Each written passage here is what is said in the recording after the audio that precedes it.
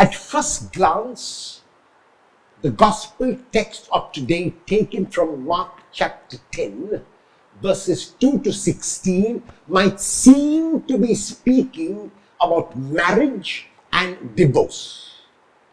That is true, but it is talking of marriage and divorce only on the surface level.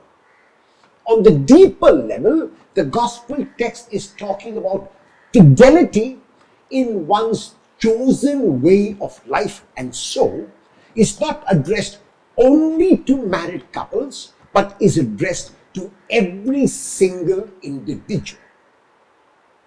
Each one of us makes a choice about a way of life. Some prefer to remain bachelors, others prefer to remain spinsters, still others get married, and still others might join religious life or become priests. This is usually the way we respond to life. No matter what response we might have given, what we need to do is, we need to be faithful to the response that we have made. In the case of a bachelor or a spinster, the person does not have to remain a bachelor or spinster all of their lives, and may, after some time, opt for being married or opt for the religious life or opt to be a priest.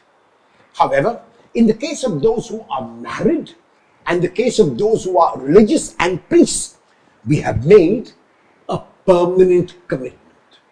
As a matter of fact, in the first reading of today, taken from the book of Genesis, we are told very clearly that human beings, male and female, complement each other, complete each other, are meant to be together with each other. And that is what Jesus takes up in his response when he is asked about divorce. The word divorce here must not only be used as divorce from marriage, but must be used as a metaphor for giving up one's way of life. And so it can also be used for a priest or for a religious in giving up their commitment to God in this way of life and opting for another way of life. And so it is addressed to both married couples, and also it is addressed to priests, religious, and those who have made a commitment in any way of life. The Lord says that when you make a commitment, you have made your commitment knowingly.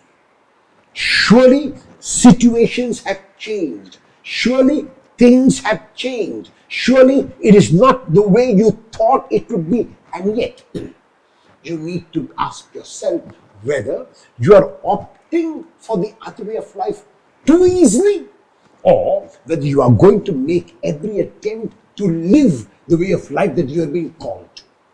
To be sure, sometimes it is not possible to stay in a marriage because of a variety of reasons. And the church has got opportunities, the church has got ways of deciding whether individuals, after consulting them, after interviewing them, after dialoguing with them, after a lot of prayer and reflection, need to be separate and live separate lives. However, the reason why it is not given too easily, or as easily as some would want it, is because the commitment is not made easily.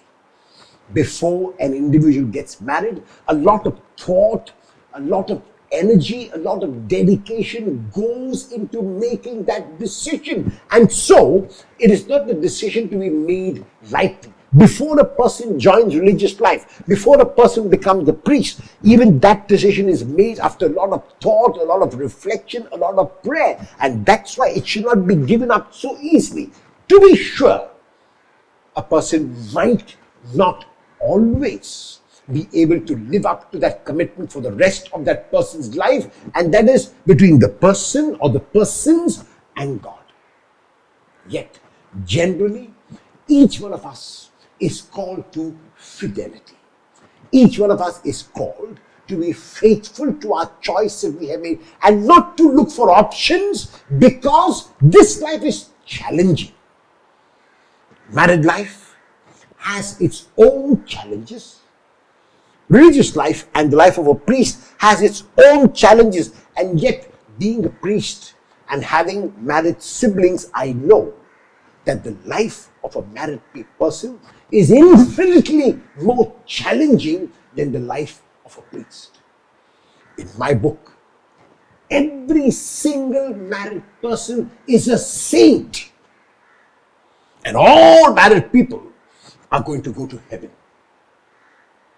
because it is tremendously challenging to live the life of a married person, to be faithful, to be true, to believe in each other, to adjust with each other, and yet you continue to live those challenging lives, and I believe that you will be the first in the line to heaven. And so, while it is true that sometimes you may have to opt to go outside of this way of thinking, and that is after prayer, discernment, and reflection, you can surely do. Let it not be the usual way, let it not be the normal way. Let me strive to do as much as I can to make my marriage work, to make my priesthood work, to make the life I have chosen work. And if after all that I could do, it does not seem to have changed, then after consulting those outside of me, after talking in prayer and listening to God, I make my decision. I pray in a special way today for every one of us, because each one of us has made a commitment to some way of life or other, that we be true, that we be faithful, that we persevere and keep on keeping